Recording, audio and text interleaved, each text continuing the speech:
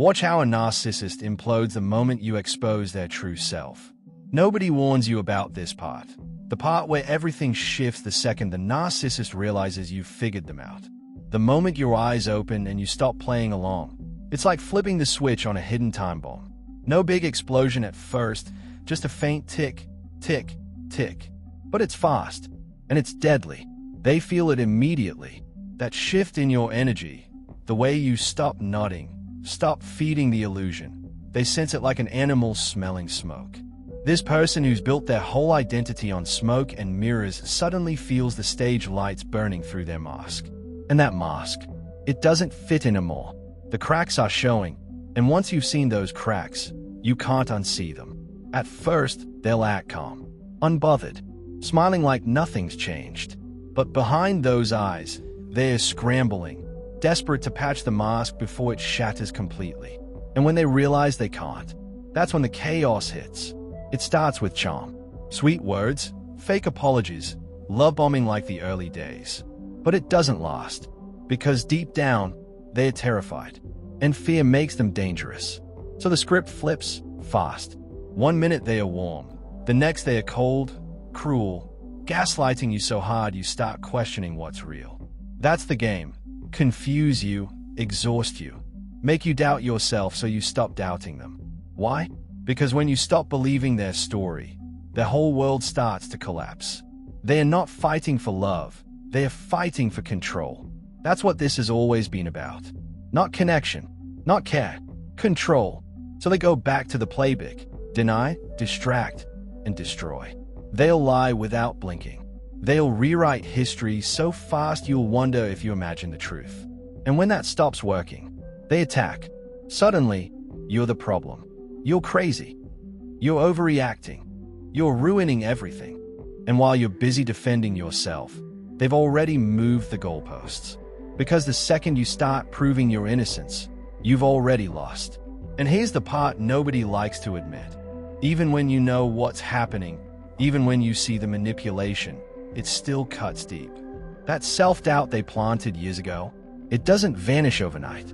And that's what they're counting on, that you'll get tired, give in, and crawl back into the web. But if you don't, if you hold your ground, if you refuse to play their game, that's when the mask rips off completely. And what's underneath? Rage.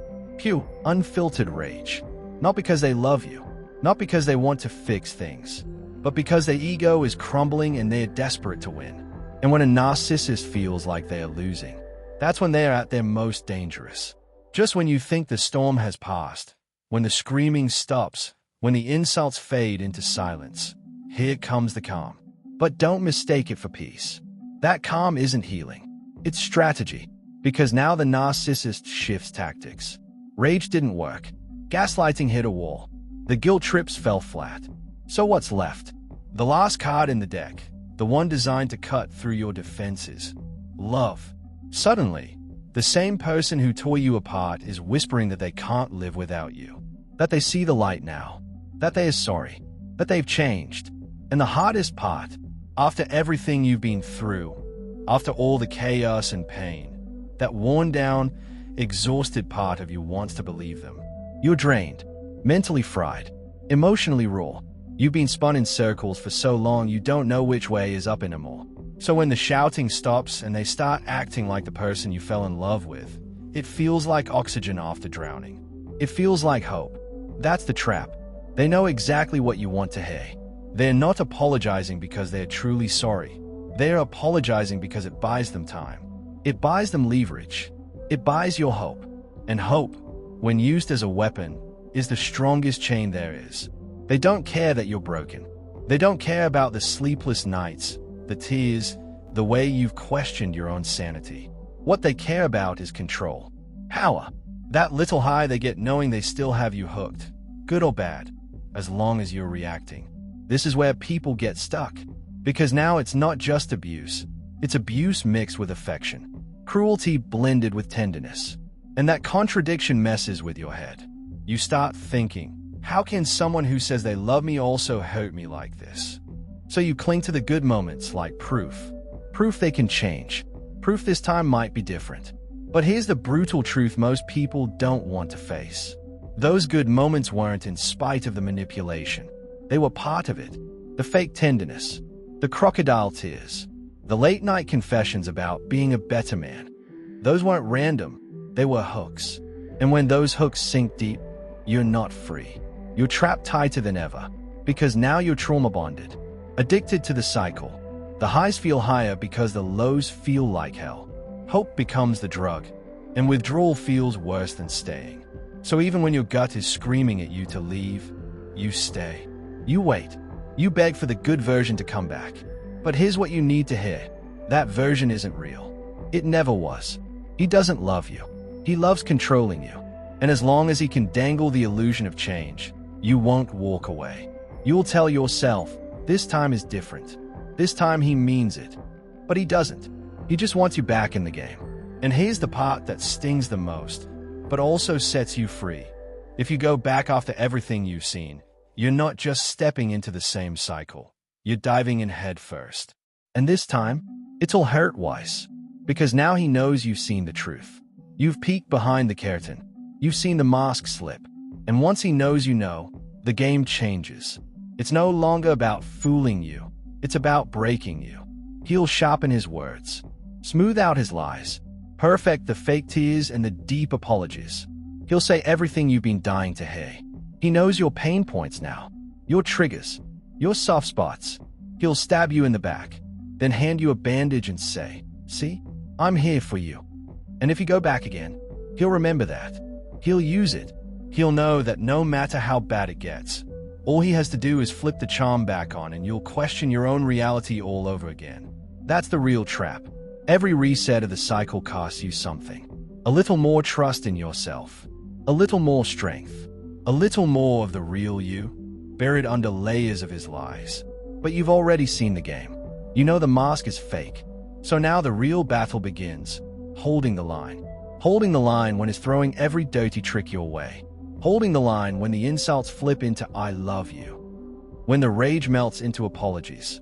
When the gaslighting makes you feel like you're the monster for questioning him. Write it down.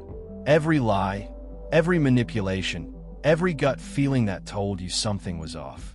Keep the truth in front of you like armor, because he's going to try to rewrite it all. He's going to make you feel crazy for remembering what actually happened. Lean on your friends. Find support. Get a therapist who knows this game. You can't fight this alone, and you don't have to. And if leaving means packing a bag and walking out, do it. If it means cutting off contact, do it. If it means walking away from people who still believe his act, walk faster, because the only way to win this game is to stop playing it. When you finally expose a narcissist, when you say, "No more," they don't panic because they lost you. They panic because they lost control of the story. So what do? They spin a new one. They twist the truth so hard that you start questioning yourself. You start thinking, maybe I was too harsh. Maybe I misunderstood. Maybe it wasn't that bad. But here's the truth. They don't need to convince the whole world. They just need to weigh you down until you give up. Until you're too tired to fight. That's the real win for them. So don't just walk away. Slam the door. Lock it. And never, ever crack it open again. Because the goal isn't just leaving. The goal is never going back. But then, after you walk away, after you promise yourself you're done, there's this little whisper inside. I just need the truth. I just want them to admit what they did. I need closure. Here's the hard truth no one wants to hear. Closure is a trap, especially with a narcissist. Because closure requires honesty, accountability, and those two things, they are poison to them. You're not chasing facts. You already know the truth. You lived it, felt it, lost sleep over it. What you're really chasing is validation. You want them to admit it out loud, to confirm you weren't crazy, to say, "Yes, I did that to you." But they won't. Not because they can't, but because they refuse to. Admitting it would mean destroying the image they've built. It would mean being the villain in their own story. And they'd rather burn the whole thing down than face that truth. So stop waiting for an apology that's never coming. Stop holding your breath for that moment of honesty that will never exist. Instead, do this. Write it down. Every lie, every betrayal, Every moment that made your stomach turn.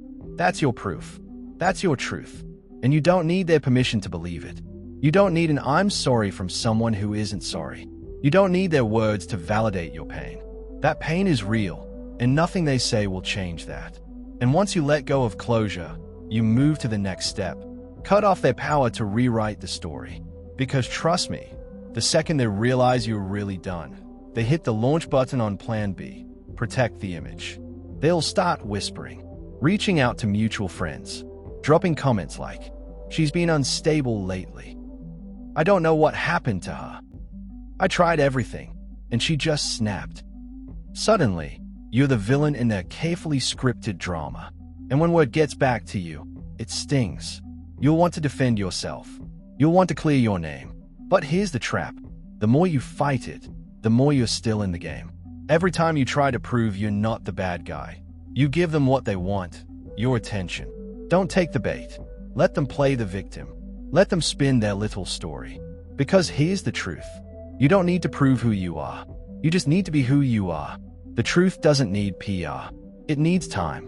And the people who matter, they'll see it. Maybe not today, maybe not tomorrow, but they will. And by then, you'll be too busy healing, rebuilding, and becoming untouchable to care. But let's be real. Healing doesn't feel like power at first. It feels like grief, like withdrawal, like ripping out a piece of yourself. That's not weakness, that's trauma detox. Because even though you're physically free, the battle in your head is just beginning. He's not there anymore, but his voice is. Whispering. Maybe you overreacted. Maybe he really did love you. Maybe you were the problem. Those thoughts, that's the conditioning. That's the echo of manipulation still lodged in your nervous system. And if you don't break it, he still wins. Because here's what no one talks about. The real damage isn't the yelling or the cheating or the lies. It's the way they rewire your mind. The way they make chaos feel like comfort. The way they make you crave their attention, even when you hate them.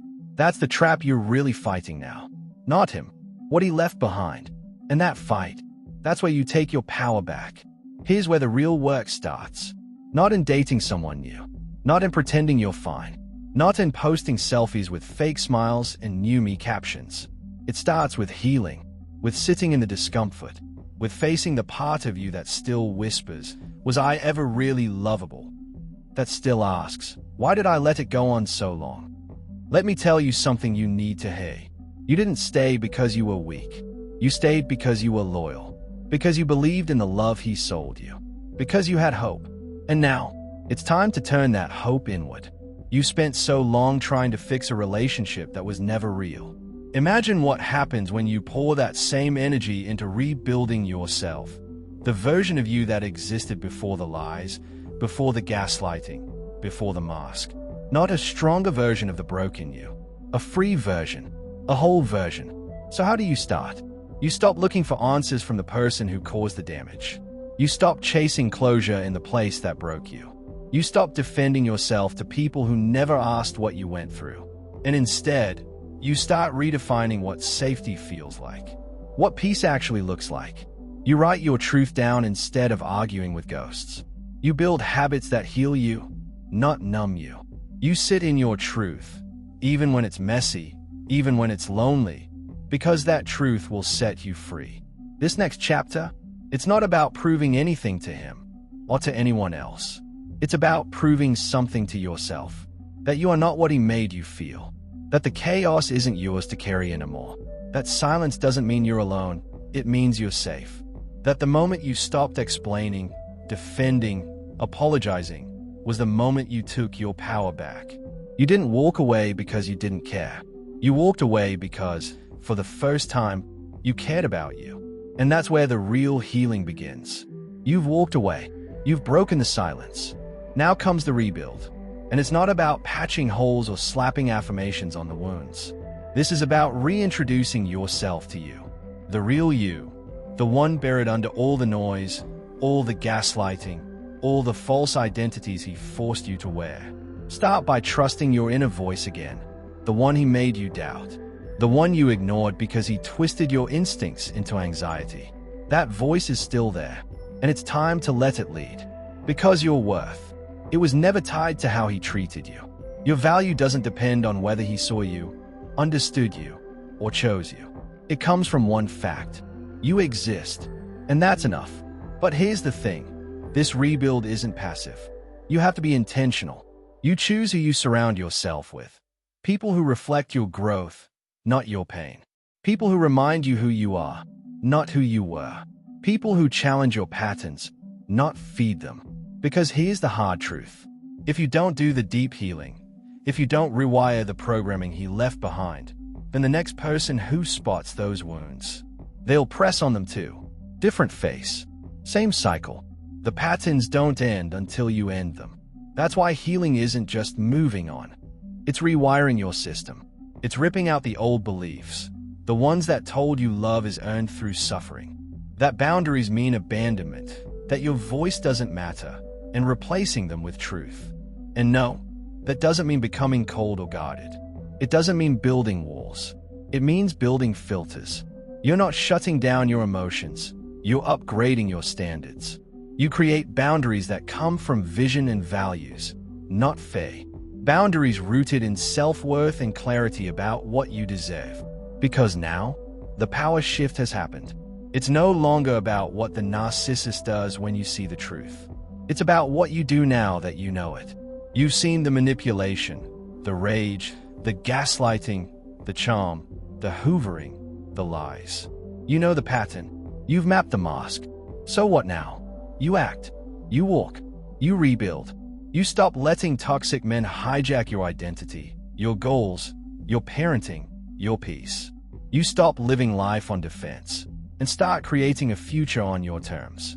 Now it's time to reset, reclaim, rebuild, and say it out loud: I'm worth it. See you in the next video.